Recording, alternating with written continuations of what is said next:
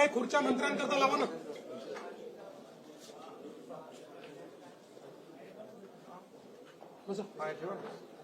या साईडला जयकुमार. छोटा मोबाईल दे मला.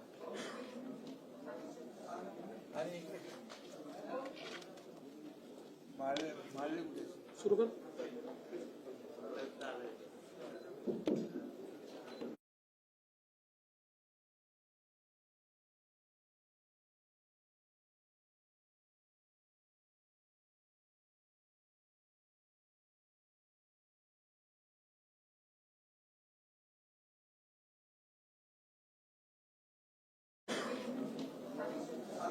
आणि सुरू कर.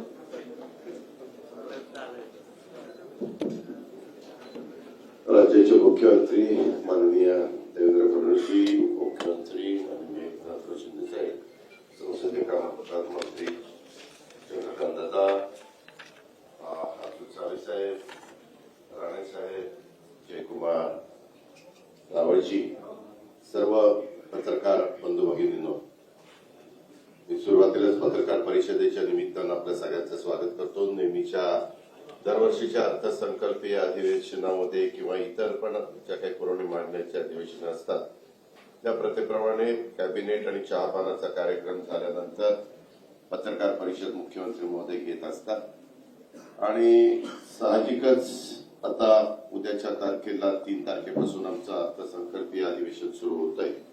आपल्याला सगळ्यांना माहिती आहे की उद्या आम्ही पुरवणी मागण्या ठेवणार आहे आणि 10 तारखेला अर्थसंकल्प सादर करणार आहे. परंतु अलीकडच्या काळात अधिवेशनाच्या पूर्वसंध्येला नेहमीच आजपर्यंतची परंपरा होती की राज्याच्या मुख्यमंत्र्यांनी सर्व विरोधी पक्षाच्या सन्माननीय सदस्यांना बोलवायचं, विरोधी पक्ष नेत्याला बोलवायचं आणि निमंत्रित केल्यानंतर साधारण काय बाबा महत्वाचे प्रश्न आहेत, काय चर्चा परत विषयाची चर्चा करायची वगैरे साधक बाधक चर्चा होत होती. परंतु अलीकडं एक अलिखित प्रथेप्रमाणे चहापानाला न येण्याचा निर्णय घेतला गेलेला आहे. वास्तविक सरकार नवीन येत असतात, जनतेच्या मनात असेल ते जनता बदल करत असते. काही चांगलं काम केलं तर पुन्हा जनता त्या सरकारला पुन्हा संधी देत असते. असं असलं तरी देखील आम्हाला प्रचंड मोठ्या प्रमाणावर बहुमत मिळालेलं आहे, ही वस्तुस्थिती खरी आहे आणि आमचा सगळ्यांचा प्रयत्न महायुतीचं सरकार चांगलं चालावं, प्रश्न व्यवस्थितपणे त्या ठिकाणी सुटावेत या प्रकारे आमचं सगळ्यांचं कामकाज चाललेलं आहे. राज्यासमोरच्या महत्वाच्या प्रश्नावर चर्चा पण आम्हाला विरोधी पक्ष नेत्यांची आणि सदस्यांच्या बरोबर करायची होती. परंतु त्यांनी भलं मोठं पत्र, यावेळेसचं पत्र तर आजपर्यंत जेवढे काही विरोधी पक्ष नेते होऊन गेले त्याच्यातलं सगळ्यात मोठं पत्र आज आम्हाला त्यांनी मुख्यमंत्री महोदयांना आणि सरकारला दिलेलं आहे. अधिवेशनाच्या पहिल्या दिवशी राज्यपाल महोदय देखील संयुक्त सभागृहाला अभिभाषण सादर करतील आणि नंतर पुरवणी मागण्या अशा प्रकारचं आमचं ते कामकाज होणार आहे. आमची प्रत्येक गोष्टीला उत्तर देण्याची तयारी आहे. आम्ही कुठेही त्याच्यामध्ये आमचं प्रचंड बहुमत आहे, 237-38 आमदारांचं, म्हणजे फक्त साधारण 50च आमदार समोर विरोधी पक्षाकडे आहेत. म्हणून बहुमताच्या जोरावर कामकाज रेटायचं हे अजिबात आम्ही करणार नाही. आमचा तो इरादा पण नाही. आम्ही त्याच्यामुळे अधिवेशन 4 आठवड्याचं ठेवलेलं आहे. उलट पहिल्या आठवड्यामध्ये जागतिक महिला दिन असल्यामुळे 8 तारखेला पण अधिवेशन ठेवून पुण्यश्लोक अहिल्यादेवी होळकरांची 300वी जयंती असल्यामुळं त्याला एक वेगळं महत्व आहे आणि म्हणून ती पण चर्चा आम्ही त्या दिवसभर शनिवारीचा दिवस असताना देखील ठेवलेली आहे. अशा प्रकारे महायुतीचं सरकार, राज्याचे मुख्यमंत्री आणि त्यांची सगळी टीम हे प्रत्येक प्रश्नाला उत्तर देण्याच्या तयारीमध्ये आहे. आता आरोप प्रत्यारोप होत असतात. आरोपात तथ्य असेल तर जरूर त्याची दखल घेतली जाईल. परंतु कारण नसताना विरोधाला विरोध करायचा म्हणून जर आरोप केले गेलेले असले तरी त्याला किती महत्व द्यायचं हे पण तशा पद्धतीनं ठरवलं जाईल. असं साधारण हे अधिवेशन चालवण्याचा मुख्यमंत्र्यांचा आमचा सगळ्यांचा विचार आहे आणि त्या प्रकारे अधिवेशन सगळ्या बिलं जी येतील ती पण बिलं चर्चेला यावी, त्याच्यात चर्चा साधक बाधक व्हावी, त्याच्यातनं काही चांगल्या सूचना आल्या तर त्या सूचनेचा पण आम्ही आदर करायला तयार आहोत. अशा ह्या प्रकारे हे सगळं अधिवेशन पार पाडण्याचा निश्चय हा महायुतीच्या सरकारने केलेला आहे. धन्यवाद.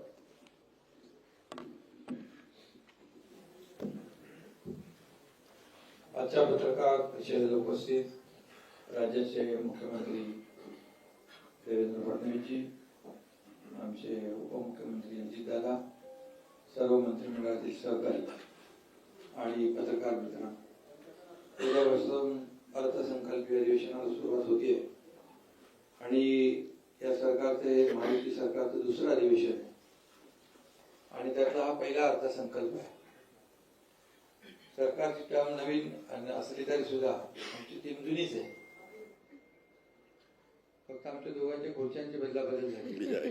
अजितदादांची मात्र फिक्स आहे. दादांचं बरं. तुम्हाला फिक्स ठेवता आले नाही त्याला मी काय करू. पण ठीक आहे, आम्ही आमची रोटेटिंग चेअर आहे. अंडरस्टँडिंग. पण अजितदादा अर्थसंकल्प पुन्हा मांडतील आणि या अर्थसंकल्पात देखील आपण अजितदादा मांडतील, पण विरोधकांचं काय, ते काय मांडणार? त्यांचा तर व्यर्थ संकल्प सुरू आहे. आणि नुसत्या आता अजितदादांनी सांगितलं की आता सगळ्यात जास्ती आता यांची कागद आलेत का? हो, मोठं सगळ्यात मोठं पत्र आहे. सगळ्यात मोठं पत्र म्हणजे आमदारांची संख्या कमी झाली म्हणून मोठं पत्र का? 1 2 सात 3 सात 4 अंतिम आठवडा का डबल अंतिम आठवडा दिलाय? 6 7 8 हो 9 9 म्हणजे आतापर्यंतच्या सगळ्यात जास्ती म्हणजे आता पण काय म्हणत होतो आपण अंतिम आठवडा अर्थसंकल्प, आता डबल अंतिम आठवडा अर्थसंकल्प आहे. ठीक आहे, चांगली प्रगती आहे आणि विरोधी पक्ष नेता होऊ शकत नाही एवढं देखील जनतेने त्यांचं काम करून ठेवलंय. असू द्या, मी काय त्याच्यावर टीका करत नाही. आम्हाला गेल्या 2.5 वर्षामध्ये महायुतीने, आमच्या टीमने चांगलं काम केलं आणि म्हणून महायुतीला दणदणीत विजय मिळाला. 232, आता अजितदादांनी सांगितलं 232 आमदार निवडून आले. 237 हा, धरून बाकी 237 म्हणजे लँडस्लाईड विक्ट्री मॅन्डेट जनतेने दिला आम्हाला. तरी सुद्धा कुठल्याही परिस्थितीमध्ये आम्ही हुरळून जाणारे नाही आणि लँडस्लाईड विक्ट्री मिळाली म्हणून आमच्या डोक्यात हवाई जाणार नाही. आम्ही जमिनीवरचे कार्यकर्ते आहोत आणि मग जास्त विजय मिळाल्यामुळे आता आमची जबाबदारी देखील जास्त वाढलेली आहे. त्यामुळे विरोधी पक्षाने या अधिवेशनामध्ये कामकाजामध्ये भाग घ्यावा, आपल्या महाराष्ट्रातले प्रश्न मांडावे, शेतकऱ्यांचे प्रश्न मांडावे, इतरही काही जे काही मतदारसंघातले प्रश्न मांडावे आणि खऱ्या अर्थाने राज्य सरकार जे काही चांगलं काम करते, चांगले निर्णय घेते, त्याला चांगलं म्हणण्याचा एक मोठेपणा दाखवतील की नाही माहित नाही, पण ठीक आहे, त्यांच्याकडून काय अपेक्षा करणार आपण. पण त्यांना एवढाच आनंद असतो गेल्या अधिवेशनात पण इतरही अधिवेशनामध्ये सभागृहामध्ये कमी आणि पायऱ्यांवर जास्त, आणि तुम्ही ते सगळं दाखवत असता ते बॅनर बिनर घेतलेले. आणि त्यामुळे याच्यात माझं एवढंच त्यांना सांगणं आहे की हे अधिवेशन अर्थसंकल्पीय अधिवेशन आहे आणि अर्थसंकल्पीय अधिवेशन आहे. मिळालेला विजय आपल्या समोर आहे, लोकांनी दिलेलं मॅन्डेट आपल्या समोर आहे, लोकांनी आमच्या कामाची पोचपावती दिलेली आहे. देवेंद्रजी जो वेग आम्ही 2.5 वर्षात कामाचा गाठला, पल्ला गाठला, म्हणजे एकीकडे विकास प्रकल्पांना देखील आम्ही चालना दिली. महाविकास आघाडीने बंद पाडलेले प्रकल्प आम्ही सुरू केले, त्याचे काही मी चर्चा करत नाही, तुम्हालाच माहित आहे. मुंबईतले 4-5 प्रकल्प आपण पाहिले, कोस्टल असेल, अटल सेतू असेल, मेट्रो असेल, कारशेड असेल, असे अनेक प्रकल्प आपण पुढे नेले. बाकी तर खूप मोठ्या प्रमाणावर प्रकल्पांना आपण चालना दिली. सिंचनाचे प्रकल्प जे देवेंद्रजी मुख्यमंत्री होते तेव्हा जलयुक्त शिवार योजना असेल किंवा सिंचनाचे प्रकल्प आहे ते महाविकास आघाडी सरकार आल्यानंतर त्यांनी बंद पाडले. मी मुख्यमंत्री झाल्यानंतर पुन्हा ते सुरू केले. मग त्या मराठवाडा वॉटर ग्रीड, विदर्भाचे प्रकल्प असतील, मराठवाड्याचे प्रकल्प असतील, ते शेतकऱ्यांसाठी एकही सिंचन प्रकल्पाला त्यांनी मान्यता मिळवली. 2-3 प्रकल्पांना दिली आणि आम्ही जवळपास 121 का 143 सिंचन प्रकल्पांना आम्ही मान्यता दिली. हे गेल्या 2.5 वर्षामध्ये. आणि जो कामाचा वेग आहे, एकीकडे विकास प्रकल्प आम्ही केले, दुसरीकडे कल्याणकारी योजना केल्या, लोकाभिमुख योजना, लाडक्या बहिणीसारख्या अनेक योजना केल्या. आता जो वेग 2.5 वर्षात होता, देवेंद्रजींच्या आता नेतृत्वाखाली आम्ही टीम म्हणून तो वेग अधिक वाढवणार आहोत. आणि म्हणून सर्वसामान्य लोकांच्या जीवनामध्ये बदल घडवण्याचं काम आमचं सरकार, जे सर्वसामान्यांचं सरकार आम्ही म्हणतो, ते आम्ही करून दाखवलं आणि सर्वसामान्यांच्या आयुष्यामध्ये चांगले दिवस आणण्याचा प्रयत्न केला. तर यापुढे देखील या राज्याला पुढे नेणं हाच आमचा अजेंडा आहे. आणि त्यामुळे या अजेंड्याप्रमाणे आम्ही जे काही केलंय ते आपल्याला सगळ्यांना माहित आहे. या देखील अर्थसंकल्पामध्ये त्याचं प्रतिबिंब अजितदादा अर्थसंकल्प मांडतील. त्यांना अर्थसंकल्प मांडण्याचा अनुभव गेल्या अनेक वर्षांचा आहे. आणि या अर्थसंकल्पात देखील सर्वसामान्य माणसाला आणि राज्याच्या विकासाचं प्रतिबिंब नक्कीच उमटलेलं या ठिकाणी दिसेल. आणि राज्याची जी काही वेगवान वाटचाल आहे ते अधिक वेगाने, म्हणजे खऱ्या अर्थाने दुप्पट क्षमतेने आणि चौपट वेगाने या ठिकाणी आम्ही करू. त्याची सुरुवात मुख्यमंत्री महोदयांच्या नेतृत्वाखाली झालेली आहे. आणि त्यामुळे यामध्ये आमची जी काही दररोज बातम्या येत असतात त्या बातम्यांकडे काय आम्ही लक्ष देत नाही. म्हणजे बातम्या तुमच्याकडे नाही, जे बातम्या देणारे आहेत त्यांच्याकडे. कारण त्यांनी तर आमच्यावर आरोपच केले. आतापर्यंत 2.5 वर्षामध्ये एकही दिवस असा गेला नाही की आरोपाशिवाय गेला. सरकार आता बदललं, लोकांनी शिक्कामोर्तब केलं. ते लोक म्हणाले की आता निवडणूक आयोगाने आम्हाला फसवलं, सुप्रीम कोर्टाच्यावर आरोप केले, मग ईव्हीएम वर आरोप केले. जेव्हा ते जिंकतात तेव्हा ईव्हीएम चांगली, जेव्हा हरतात तेव्हा ईव्हीएम वर दोष देतात. हे सगळं करत करत आतापर्यंत आलं. परंतु आम्ही कुठल्याही आरोपाने कामाने उत्तर दिलेलं आहे. यावेळेस देखील आम्ही काम करत राहणार. त्यांच्या सर्व प्रश्नांची उत्तरं द्यायला सरकार समर्थ आहे. त्यांनी साधक बाधक चर्चा केली पाहिजे. आणि या ठिकाणी या जनतेसाठी आपण जे काय अधिवेशन घेतो त्यांना आपल्याला न्याय दिला पाहिजे. आणि बाकी चहापानाच्या वर तर त्यांनी नेहमीप्रमाणे बहिष्कार घातलेला आहे. परंतु चहापान म्हणजे एक संवाद असतो, चर्चा असते. परंतु विरोधी पक्षाने तो कायम, आपला जो काय हट्ट आहे तो कायम ठेवलेला आहे. मुद्द्यांवर त्यांनी चर्चा करावी, काही प्रॉब्लेम नाही. परंतु सूड भावनेतून, द्वेष भावनेतून टीका केली तर त्याला देखील तसंच उत्तर दिलं जाईल. कारण शेवटी एक मर्यादा असते टॉलरेट करण्याची आणि प्रत्येकाची एक सहनशीलतेची क्षमता असते. त्यामुळे विकासाच्या बद्दल बोलावं, राज्याचा विकास सुरू आहे, विकासामध्ये त्यांनी सहभागी व्हावं. तेच रडगाणं गाण्यापेक्षा आमच्यासोबत विकास गाणं गावं. आम्ही त्यांचं स्वागत करू. कारण शेवटी विरोधी पक्ष आणि सत्ताधारी पक्ष जे आहे ही रथाची 2 चाकं आहेत. आम्ही विरोधी पक्षाला कमी हे मोजत नाही किंवा त्यांना अंडर एस्टिमेट पण करत नाही. त्यांची संख्या जरी कमी असली तर शेवटी आम्ही नाही केलं, ते जनतेने केलं. जनतेने हे सगळं जो काही निकाल दिलेला आहे ते म्हणाले जनतेच्या दरबारात जाऊ.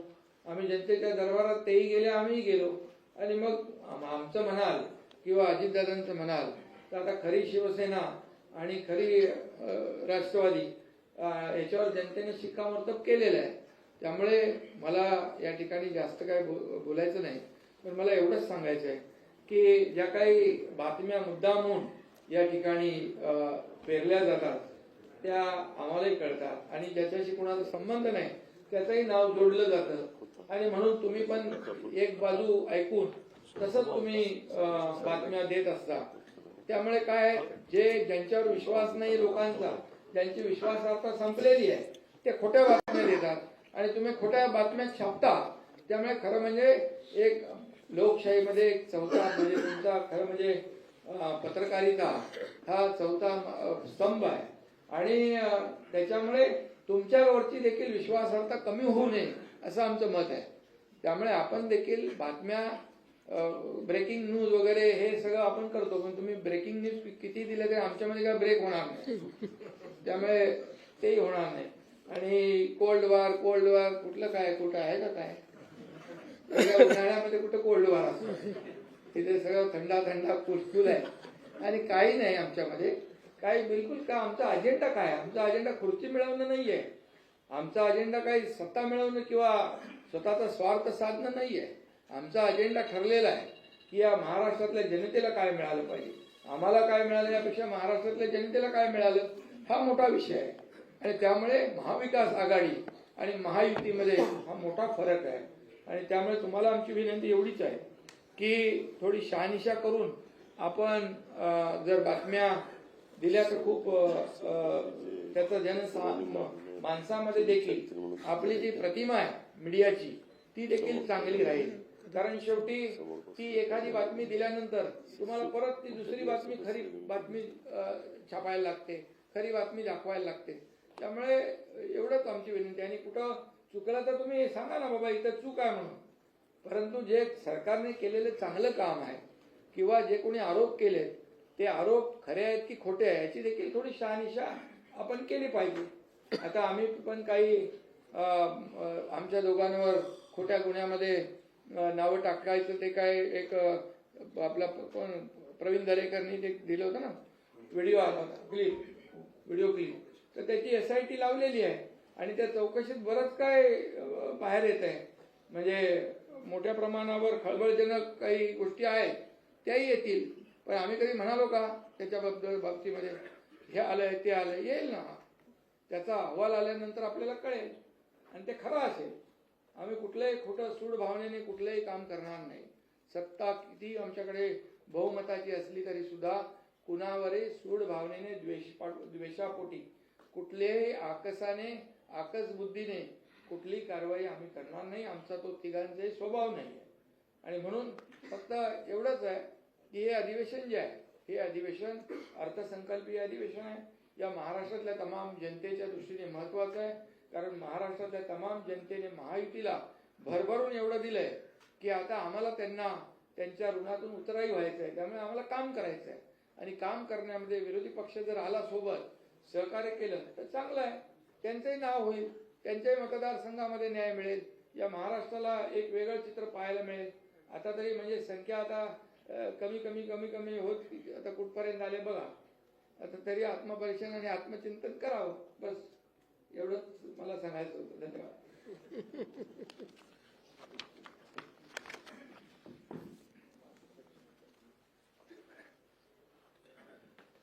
माननीय उपमुख्यमंत्री शिंदे साहेब, माननीय अजितदादा पवार, मंत्रिमंडळातील आमचे सर्व सहकारी आणि पत्रकार भगिनी बंधूंनो, सर्वप्रथम आज रणजी ट्रॉफीमध्ये विदर्भाच्या संघाने केरळवर मात करून रणजी ट्रॉफी आपल्या राज्यामध्ये आणली. त्याबद्दल मी विदर्भाच्या टीमचं सर्व प्लेयर्सचं अतिशय मनापासून अभिनंदन करतो. राज्याचं अर्थसंकल्पीय अधिवेशन 3 ते 26 मार्च या दरम्यान या ठिकाणी आपण करणार आहोत. आणि मला असं वाटतं की हे तसं नवीन सरकारचं एक प्रकारे पहिलंच अर्थसंकल्पीय अधिवेशन आहे. आणि जसं दादांनी सांगितलं की आम्ही कुठेही अधिवेशन आटपून टाकावं अशा मानसिकतेत न राहता त्या ठिकाणी नीट 4 आठवड्याचं अधिवेशन हे आपण आयोजित केलं आहे. आज ज्याचा उल्लेख या ठिकाणी झाला की विरोधी पक्षाने एक 9 पानाचं पत्र दिलेलं आहे. त्याच्यामध्ये 9 नेत्यांची नावं आहेत. त्यातल्या 2 नेत्यांनी सह्याच केलेल्या नाहीत. एक नाव जर आम्ही शोधतोय की नेमके ते आमदार आहेत का नाही आहेत, तर म्हणजे असतील कदाचित, पण आमच्या काही लक्षात येत नाही. आता आम्ही जरा ते शोधायला पाठवलेलं आहे की बाबा ते कोण आहेत नेमके. आणि आपण बघितलं असेल की हम साथ साथ है अशी परिस्थिती काही तिथे दिसत नाही. हम आपके है कोण चालतीच परिस्थिती तिथे आहे. कारण काँग्रेस पोचलीच नाही. अर्थात जेवताना आली असं आम्हाला समजलं, पण वेळेवरपर्यंत काँग्रेस आली नाही. रोहित पवारांनी काहीतरी ट्विट केलं मला वाटतं, त्यांनी पण काहीतरी आपली काय नाराजी व्यक्त केली आहे. बरं, वडेट्टीवार नाही, नाना पटोले नाही, जयंत पाटील नाही, कोणीच नाही. त्याच्यामुळे एकूणच हे कशा पद्धतीनं विरोधी पक्षाचं कामकाज चाललेलं आहे हे आपण बघितलं पाहिजे. खरं तर चहा पानावर त्यांनी बहिष्कार घातला. आत्ता त्यांना ही संधी होती. जेव्हा नवीन सरकार बनतं त्यावेळी पहिल्या अधिवेशनाला बाबा एक सकारात्मक चर्चा आपण करूया अशा प्रकारची संधी होती. त्यांनी संवाद स्थापित करावा असं आपल्या पत्रकार परिषदेत म्हटलं, पण संवादाचं सगळ्यात मोठं माध्यम जे होतं, आम्ही त्यांना चहापानाला निमंत्रित केलं होतं, म्हणजे संवादालाच निमंत्रित केलं होतं, पण त्याच संवादावर त्यांनी बहिष्कार टाकला. म्हणजे मला याचा अर्थच समजला नाही की संवादावर बहिष्कार टाकायचा आणि संवाद साधा अशा प्रकारे त्या ठिकाणी पत्रकार परिषदेत म्हणायचं. पण मला असं वाटतं की काही हरकत नाही. त्यांनी ॲक्च्युली हे जे काही 9 पानी पत्र दिलेलं आहे, या पत्रात संपूर्ण पत्र हे वर्तमानपत्राच्या बातम्यांवर आधारित आहे. तर त्या बातम्यांसोबत त्यांनी सरकारने दिलेला खुलासा जरी वाचला असता तरी 9 पानाचं पत्र अर्ध्या पानात त्यांना निश्चितपणे देता आलं असतं. पण हरकत नाही, त्यांनी पुन्हा हे सगळे मुद्दे जर हाऊसमध्ये मांडले तर आम्ही त्याची उत्तरं त्या ठिकाणी देण्याकरता तयार आहोत. 2 महत्त्वाच्या चर्चा आपण या सभागृहामध्ये ठेवलेल्या आहेत. 8 मार्चला पुण्यश्लोक अहिल्यादेवी होळकर यांच्या 300व्या जन्मशताब्दीच्या निमित्ताने एक चर्चा आपण ठेवली आहे, ज्याच्यामध्ये महिला दिन असल्यामुळे सक्षमीकरणाचा जो सगळा मुद्दा आहे त्या अनुषंगाने ही चर्चा एक सकारात्मक अशा प्रकारची चर्चा आहे. आणि भारतीय संविधानाचं अमृत महोत्सवी वर्ष असल्यामुळे आपण एक 2 दिवसाची चर्चा ही भारतीय संविधानाच्या अनुषंगाने कशा प्रकारे आपला विकास झाला आणि संविधानाने आपल्याला काय काय दिलं अशा प्रकारची एक सकारात्मक चर्चा व्हावी. म्हणजे ते लाल संविधान पकडून करतात तशा प्रकारची नाही, तर माझी अपेक्षा आहे की संविधान वाचून किंवा त्यातल्या तरतुदी समजून आमचा विरोधी पक्ष देखील त्याच्यावर एक चांगली सकारात्मक चर्चा करेल अशी माझी या ठिकाणी अपेक्षा आहे. खरं म्हणजे आत्ताच शिंदे साहेबांनी सांगितलं की अलीकडच्या काळामध्ये रोज मला एक स्थगितीची बातमी पाहायला मिळते आणि मी स्थगिती दिलेली आहे असं मला रोज ऐकायला मिळतं. मग मला विचारावं लागतं माझ्या ऑफिसला की आपण कधी दिली. मग ते म्हणतात की आपल्याकडे जर अशी फाईलच आली नाही. मग मला शोधून काढावं लागतं. अलीकडच्या काळामध्ये 2 गोष्टी माझ्या असं लक्षात आल्यात, मी तुम्हाला विनम्रपूर्वक सांगू इच्छितो. एक, आमच्याकडे कुठल्याही आमदारांनी निवेदन दिल्यानंतर त्यांनी काही मागणी केली असेल किंवा एखादा आरोप जरी केला असेल तरी त्याच्यावर आपण तपासून कारवाई करावी किंवा माहिती द्यावी असं लिहितो. आपण कधीच इग्नोर करत नाही. असं पत्र गेलं म्हणजे चौकशी सुरू झाली, असं पत्र गेलं म्हणजे आता त्याच्यावर स्थगिती आली, अशा प्रकारच्या बातम्या करणं हे थोडं बाळबोध आहे असं नसतं. कारण कुठल्याही वेळेस आपल्याला कारवाई करायची असेल किंवा स्थगिती द्यायची असेल, दुसरी बाजू आल्याशिवाय आपण अशा प्रकारे कधीच करत नाही. आता कालचा आरोग्य विभागातला जो विषय आहे हा विषय देखील आपण समजून घेतला पाहिजे की या संदर्भात आरोग्य विभागाच्या संदर्भात जे काही केंद्र सरकारने आपल्याला पैसे दिले होते त्या पैशामध्ये आपण जी काही कामं सुचवली त्या कामांमध्ये आपण 9% पैसा हा कॅपिटल एक्सपेंडिचरवर खर्च केला होता आणि केंद्राचं म्हणणं होतं तो 5% केला पाहिजे. म्हणून केंद्राने आपल्याला कळवलं की तुम्ही प्रायोरिटाईज करून 9%च्या ऐवजी 5% करा. त्यानुसार संबंधित खात्याच्या मंत्र्यांनी आणि सचिवांनी ही माहिती मागवली की आता कुठली कुठली कामं घेतली त्यातली काय प्रायोरिटी ठरवायची. त्यामुळे ही फाईल कधी माझ्याकडे आली नाही, मी त्याच्यावर कधी बघितलंही नाही आणि मी त्याच्यावर कुठली स्थगिती दिली नाही. तर मला असं वाटतं की जिथे एखादी चूक होते असं लक्षात आलं तर मी स्थगिती निश्चितपणे देईल आणि त्याच्यामध्ये आवश्यकता पडली तर समजा खातं शिंदे साहेबांच्या शिवसेनेचं असेल त्यांच्याशी चर्चा करेल किंवा दादांकडचं असेल तर त्यांच्याशी चर्चा करेल.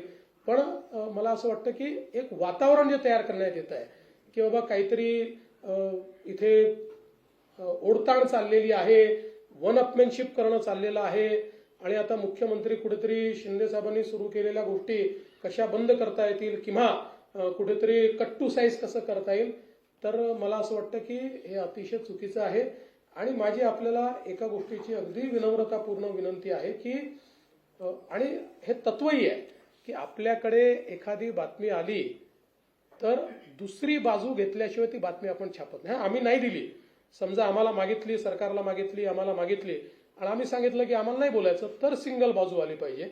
पण अन्यथा हे तत्वच आहे की दुसऱ्या बाजूसहित आपण ते मांडलं पाहिजे. आता उदाहरणादाखल या ठिकाणी मला असं वाटतं अनेक वेगवेगळ्या प्रकारच्या बातम्या आल्या. आता ते एक नंबर प्लेटवाली एक बातमी खूप मोठ्या प्रमाणात चाललेली आहे.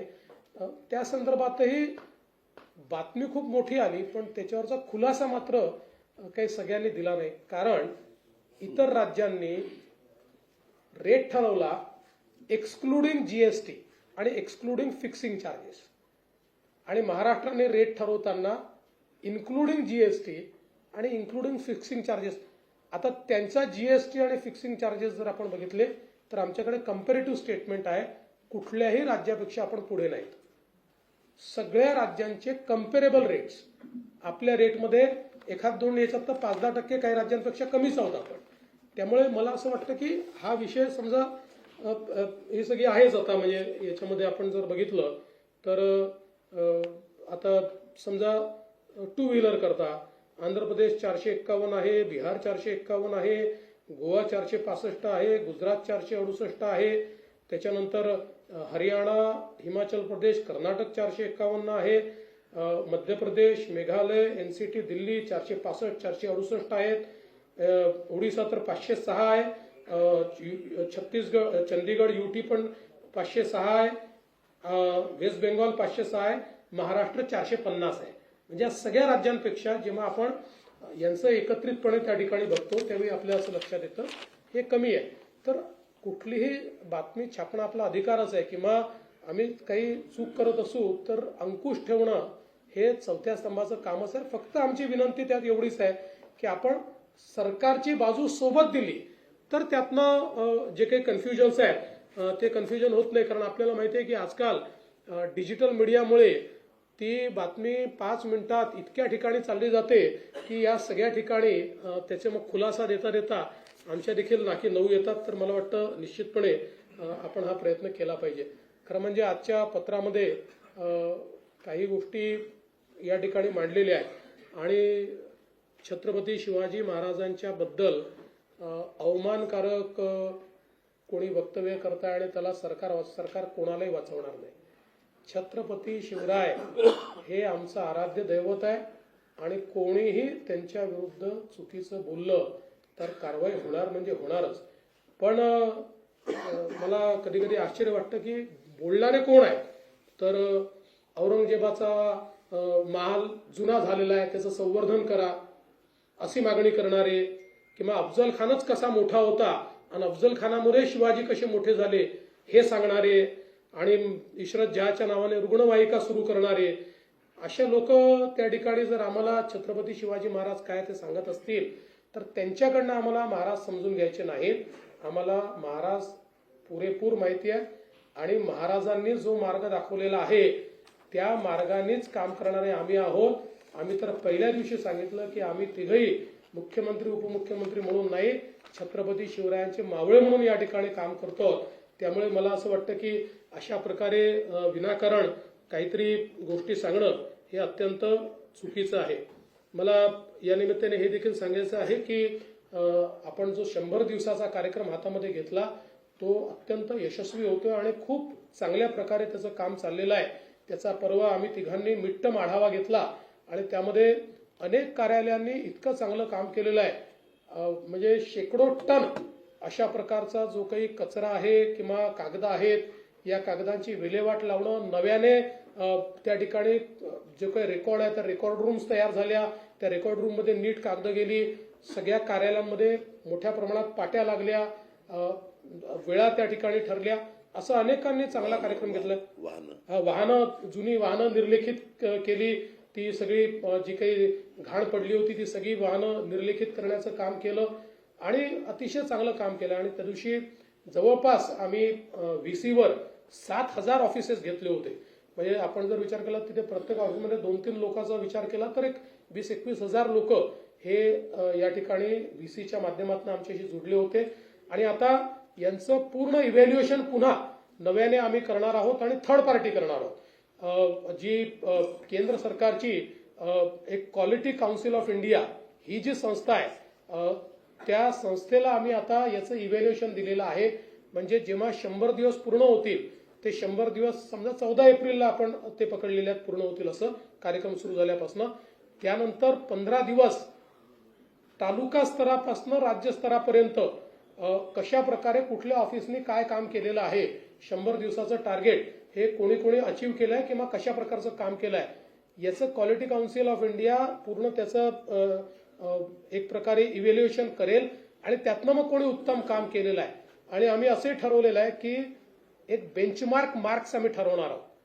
त्या बेंचमार्क मार्क्सच्या खाली जे असतील ते मात्र निगेटिव्ह इंडेक्समध्ये आम्ही घेणार आहोत की हे नॉन परफॉर्मिंग ॲसेट्स आहेत. अशा प्रकारे आम्ही त्यांचा नामाभिमान त्या ठिकाणी करणार आहोत.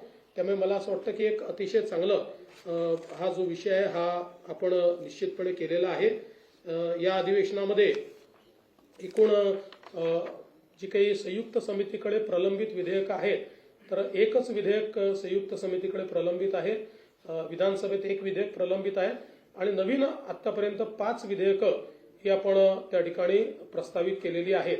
ज्याच्यामध्ये महाराष्ट्र जमीन महसूल संहिता आहे, महाराष्ट्र हॉटेल उपहारगृहे असे एक त्या ठिकाणी आहे, महाराष्ट्र विनियोजन विधेयक आहे, पुरवणी विनियोजन विधेयक आहे आणि महाराष्ट्र महामार्ग सुधारणा विधेयक आहे. अर्थात दरम्यानच्या काळात अजून काही विधेयकं ही त्या ठिकाणी येतील. सगळ्या विधेयकांवर योग्य अशा प्रकारची चर्चा करण्याची आमची तयारी आहे आणि सभागृहामध्ये जास्तीत जास्त चर्चा झाली पाहिजे अशा प्रकारचा आमचा प्रयत्न असेल. आणि त्यासोबत आम्ही माननीय अध्यक्षांनाही विनंती करणार आहोत आणि प्रतोदांनाही विनंती करणार आहोत की जे नवीन सदस्य निवडून आलेले आहेत त्यांना देखील संधी जास्तीत जास्त मिळाली पाहिजे जेणेकरून त्यांच्या मतदारसंघातल्या गोष्टी त्यांना मांडता आल्या पाहिजे. एक गोष्ट अजून या ठिकाणी सांगतो की सोयाबीनच्या खरेदीच्या संदर्भात 10%च खरेदी झाली अशा प्रकारचं एक पत्रामध्ये लिहिलेलं आहे. खरं म्हणजे एक्झॅक्ट आकडा तर जयकुमारजी सांगतील मला, पण गेल्या 15 वर्षाच्या इतिहासातील सर्वाधिक खरेदी जी होती त्याच्यात 10 पट जास्त खरेदी झालेली आहे. त्यामुळे आजपर्यंत आता अक्षरशः गोडाऊनमध्ये जागा उरलेली नाही. तूर खरेदी करण्याकरता नव्याने खासगी गोडाऊन आम्हाला भाड्याने घ्यावे लागले. इतक्या मोठ्या प्रमाणात ही खरेदी आपण केलेली आहे. त्यामुळे मला असं वाटतं की त्याचे आकडे हे आम्ही विधान सभेत देखील या ठिकाणी सांगू. या अधिवेशनामध्ये राज्याचं बजेट अजितदादा मांडणार आहेत. अतिशय चांगलं अतिशय बॅलन्स बजेट हे या ठिकाणी आम्ही मांडू. जरीही वेगवेगळ्या योजनांचा स्ट्रेस हा आमच्या बजेटवर असला तरी आर्थिक शिस्त पाळण्याचा प्रयत्न हा आम्ही त्यातही केलेला आहे. आपली साधन संपत्ती कशी वाढवता येईल, कुठल्याही परिस्थितीमध्ये कॅपिटल एक्सपेंडिचरवर त्याचा परिणाम होणार नाही, कॅपिटल एक्सपेंडिचर करता काय वेगवेगळ्या पद्धती असू शकतील, अशा सगळ्या गोष्टींचा विचार करून एक बॅलन्स बजेट देण्याचा प्रयत्न या ठिकाणी आम्ही करतो आहोत. आणि आमच्या फ्लॅगशिप स्कीम्स कुठल्याच आम्ही त्या ठिकाणी लाडकी बहीण बंद होणार वगैरे असं काही नाही. त्याच्यामध्ये जसं आम्ही सांगितलं की नियमाच्या बाहेर जे आहेत त्यांनाच फक्त आम्ही त्या ठिकाणी एक प्रकारे, कारण आमच्या विरोधकांनी त्यातही लिहिलं 10 लाख कमी झाले वगैरे, तर त्याच्यामध्ये आपल्यावर CAGने टाकलेले बंधन आहे की एखादी स्कीम सुरू केल्यानंतर स्कीममध्ये बसणाऱ्यांनाच पैसे हे राज्य सरकारला देता येतात आणि स्कीमच्या बाहेरच्या लोकांना देता येत नाही. त्यामुळे तेवढ्यापुरतं आम्ही त्या संदर्भातली कारवाई केली आहे. बाकी देशामध्ये असं माझं मत आहे की अशा प्रकारच्या स्कीममध्ये सगळ्यात जास्त लोकांना एक प्रकारे शासकीय मदत देणारं राज्य हे महाराष्ट्र ठरणार आहे. त्यामुळे त्यात कुठेही कपात वगैरे ही महाराष्ट्रात केली जाणार नाही हा विश्वास मी देतो. आणि सत्तारूढ पक्ष, जसं शिंदे साहेबांनी सांगितलं, विरोधकांची संख्या कमी असली तरी आम्ही विरोधकांना कमी लेखणार नाही. विरोधकांना भरपूर चर्चेची संधी देऊ आणि त्यांनी उपस्थित केलेल्या प्रश्नांना योग्य प्रकारे सकारात्मक उत्तर देण्याचा प्रयत्न हा राज्य सरकारच्या वतीनं केला जाईल. मी पुन्हा एकदा आपल्या सर्वांचे मनापासून आभार मानतो.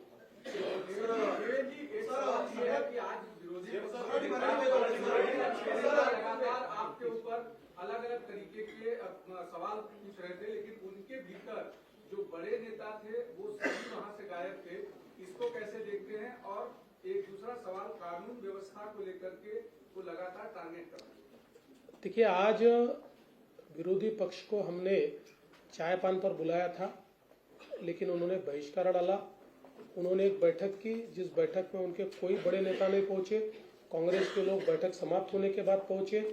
एक 9 पन्ने का उन्होंने हमको पत्र दिया है जिसमें 9 लोगों के नाम है, 7 लोगों की साइन है और उस पत्र में ऐसे मुद्दे उन्होंने उठाए हैं कि जो केवल उन्होंने प्रेस में से लिए हुए मुद्दे, अगर हमने दिए हुए उसके जवाब वो देख लेते तो शायद आधे पन्ने का भी वो लेटर हमको नहीं दे पाते। लेकिन फिर भी उन्होंने इन विषयों को सभागृह में भी उठाया, तो हम निश्चित रूप से उसके ऊपर पूर्ण रूप से जवाब देंगे। साथ साथ जिस प्रकार से अलग अलग चर्चाएं आपने कहा जो चल रही है, तो उसका भी अभी अभी मैंने जवाब दिया हुआ है कि हमारे सत्तारूढ़ पक्ष में हम लोग सब साथ में मिलकर काम कर रहे हैं, और किसी चीज को स्टे कर दिया और सीएम ने उसको रोक दिया, इस प्रकार की जो बातें ये बिल्कुल गलत है, ये अफवाहें भी है। और हमारी तो सभी को हमारा निवेदन है कि कोई भी खबर देते समय ये तत्व भी जो खबरों का है कि सामने वाले की यानी जिसके खिलाफ खबर जा रही है उनकी भी क्या साइड है, उस साइड को साथ में देना। लेकिन मैं ऐसा मानता हूं कि अनफॉर्चुनेटली उसका पालन नहीं हुआ है, तो आगे उसका भी पालन होगा तो इस प्रकार की चीजें जो है सामने नहीं आएगी। कानून व्यवस्था पर भी जितने चर्चा वो करना चाहते हैं उतनी चर्चा निश्चित रूप से वो करे। मैं तो ऐसा मानता हूं कि कानून व्यवस्था की चर्चा के कारण उसका फायदा ये होता है कि पुलिस विभाग में भी एक प्रकार से उससे दक्षता ज्यादा पुलिस विभाग की बढ़ती है। बाकी उनके हर मुद्दे को हम अच्छे तरीके से जवाब देंगे, और अगर कोई अच्छा सजेशन वो देंगे तो सजेशन भी हम लोग मान्य करेंगे। सर, रक्षा खडसेंच्या मुलीच्या बाबतीत जो प्रकार झाला, जयंत पाटील आता ट्विट करत म्हणत आहेत की तुम्ही असं म्हटलेलं आहे की एका विशिष्ट पक्षाचे कार्यकर्ते या गुन्ह्यामध्ये सामील असल्याचं दिसून येत आहे। एक आव्हान दिले की अशा पक्षाचं नाव तुम्ही जाहीर करावं। असं आहे की या संदर्भात रक्षाताईंशी माझं बोलणं झालं, रक्षाताईंनी मला काही माहिती दिली, त्या माहितीच्या आधारावर मी या ठिकाणी बोललेलो आहे। आणि मला असं वाटतं की आता त्या प्रकरणामध्ये कारवाई केलेली आहे आणि कुठल्याही नेत्याने त्या ठिकाणी कारवाई करू नका असं म्हटलेलं नाही। मला असं वाटतं अत्यंत दुर्दैवी घटना आहे आणि अशा प्रकारे हा जो काही प्रकार आहे या प्रकाराला आम्ही टॉलरेट करणार नाही। कोणीही असलं तरी त्याच्यावर कारवाई ऑलरेडी केली आहे आणि कारवाई करणारच।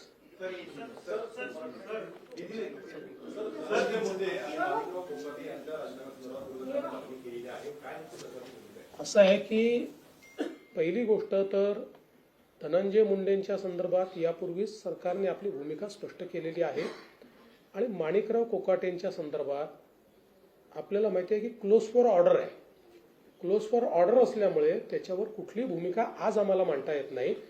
जो काही न्यायालय निर्णय देईल तो निर्णय आमच्यावर बंधनकारक असणार आहे, त्यामुळे त्यांनी न्यायालयाने निर्णय दिल्यानंतरच आपल्याला याची कल्पना असेल की त्यांची जी काही शिक्षा आहे ती सस्पेंड झाली।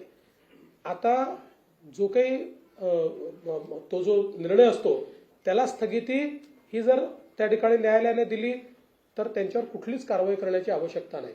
ती स्थगिती जर न्यायालयाने दिली नाही किंवा उच्च न्यायालयाने दिली नाही तरच हा प्रश्न त्या ठिकाणी निर्माण होतो।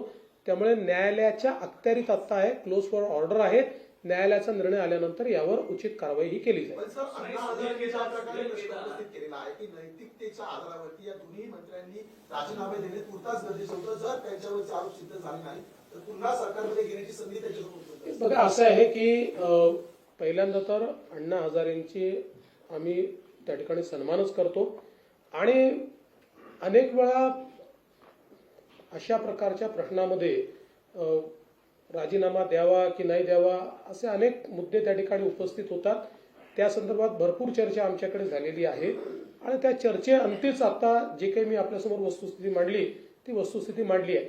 कुठेही नैतिकतेचं अधःपतन झालेलं आहे असं जर लक्षात आलं तर मात्र आम्ही कोणालाही वाचवणार नाही, आम्ही थेट त्यांचे राजीनामे मागू।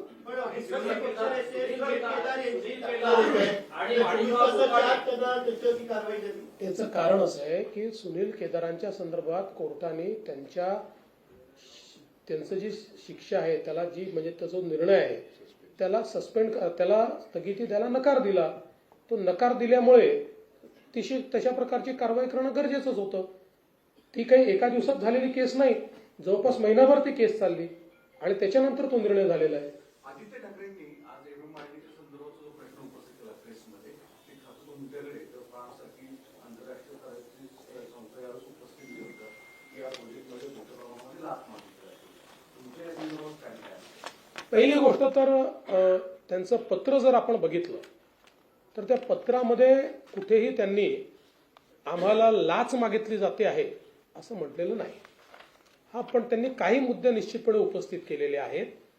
त्या मुद्द्यांच्या संदर्भात आपले माननीय उपमुख्यमंत्री जे खात्याचे मंत्री देखील आहेत यांनी एक चौकशी त्या ठिकाणी करण्याचा निर्णय घेतलेला आहे.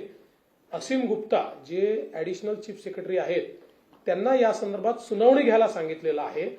दोन्ही बाजूंची सुनावणी ऐकून मग त्यांचा रिपोर्ट ते आमच्याकडे सादर करतील आणि त्याच्यावर आम्ही निर्णय करू.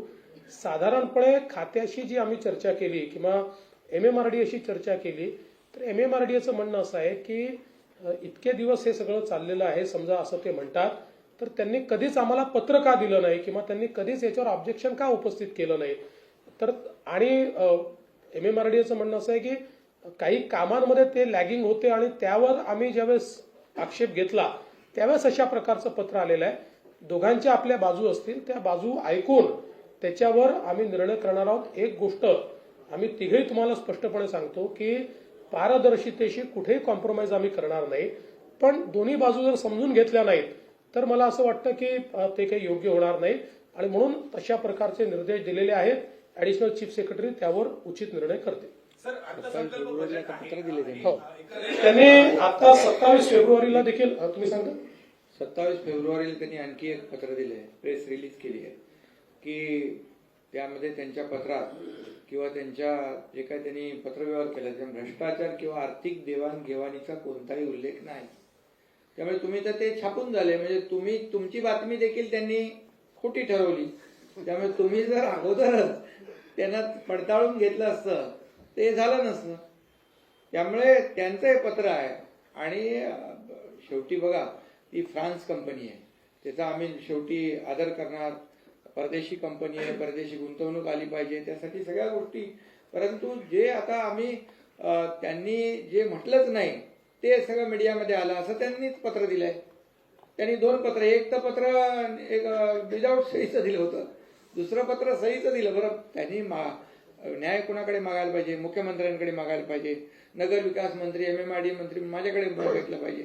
त्यांनी थेट कुणाला पत्र दिलं? आपले रेसिडेंट कमिशनर दिल्ली त्यांना दिलं.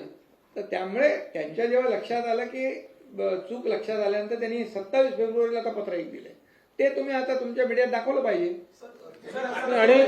आणि एक गोष्ट मी या ठिकाणी सांगू इच्छितो की जसं शिंदे साहेबांनी सांगितलं अशा प्रकारच्या ज्या परदेशी कंपन्या आहेत त्यांना योग्य वागणूक मिळाली पाहिजे हा आमचा आग्रहच आहे. त्यामुळे त्यांच्या म्हणण्यामध्ये कुठेही जर आमच्याकडनं काही दोष असेल तर तो दूर करायला आम्ही तयार आहोत, पण त्यांच्याकडचे जे दोष आहेत त्यांना दूर करावे लागतील. किंवा तुम्ही पूर्वीचा उल्लेख केला स्वतःहून की दोघांमध्ये कोल्ड वॉर सुरू असल्याचं सातत्याने भासवलं जात आहे. पुन्हा एकदा हा नरेटिव्ह सेट केला जातोय का विरोधकांकडून? सरकारपुढे तरी टॅकल करण्यात अपयशी पडतंय का? बघा, एक गोष्ट मी सांगू का, विरोधकांशी आम्ही लढू शकतो, आम्ही त्यांना चारी मुंड्यात चित करू शकतो. आम्ही मीडियाशी लढू शकत नाही.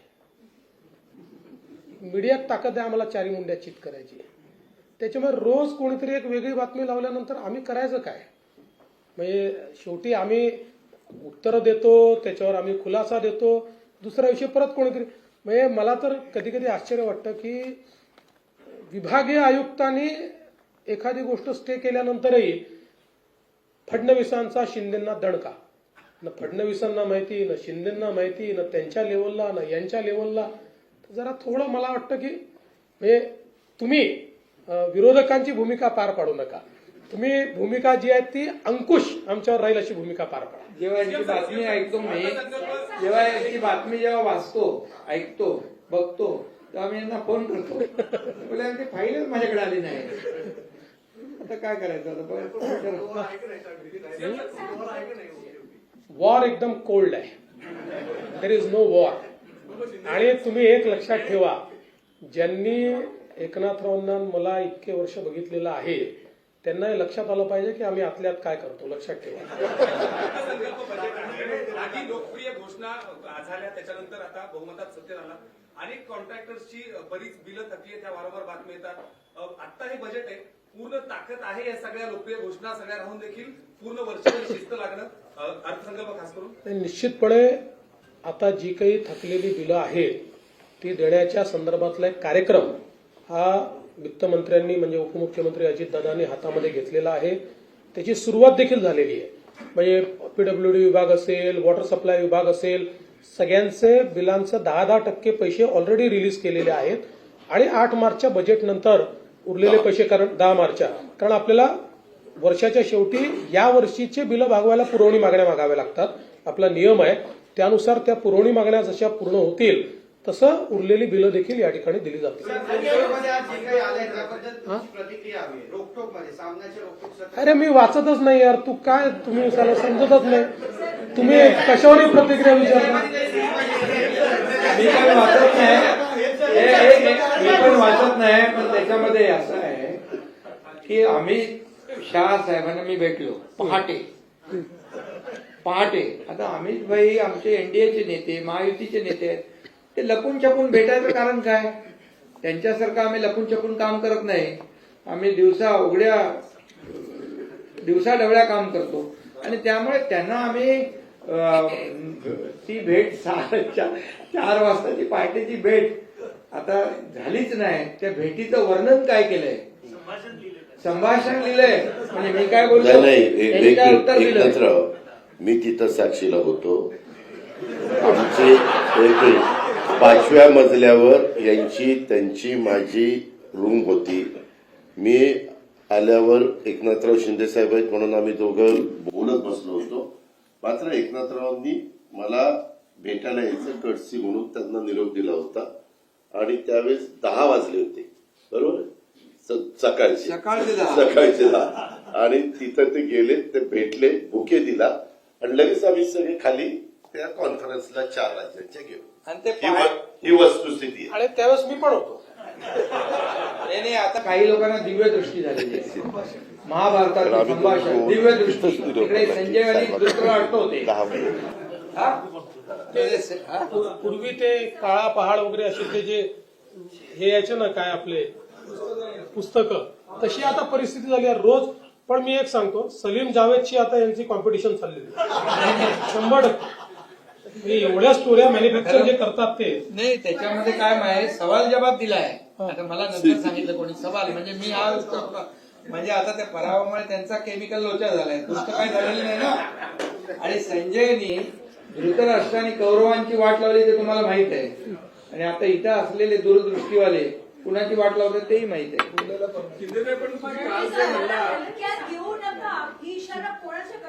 काय काय अरे बाबा, मी त्याच्यावर खुलासा केला. अजितदादा होते तिकडे. एक मिनिट, मी तुम्हाला सांगतो. नाही तुम्ही बघा, असं आहे, आम्ही तर हलक्यात घेतच नाही की नाही त्यांना. मग घेण्याचा प्रयत्न कोण करतात? त्यांना येतो डायलॉग. मी तर त्यांना सगळ्या जाहीरपणे सांगतो ना.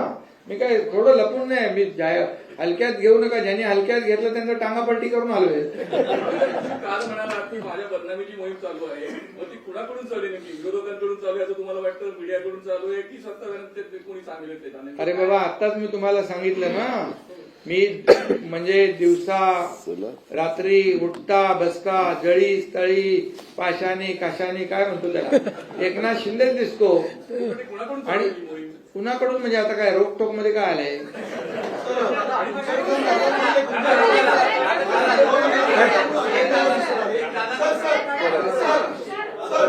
तुम्हाला प्रश्न आहे त्यांचा?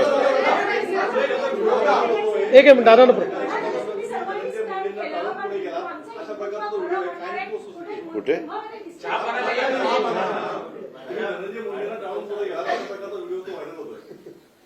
व्हिडिओ व्हायरल होतोय.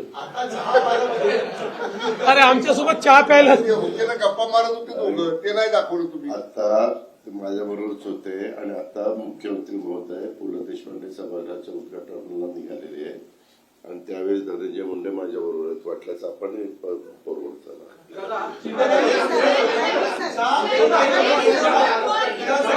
केलेला होता, आता साफ होण्याचा प्रयत्न होतोय असं विरोधक सातत्याने म्हणतात आणि त्याचे पडसाद अर्थसंकल्पात असं सुद्धा त्यांचं म्हणणं आहे. हे विरोधकांचं स्वगत आहे, स्वगताला उत्तर देता येत नाही. चला. लगेच जायचंय ना? लगेच लगेच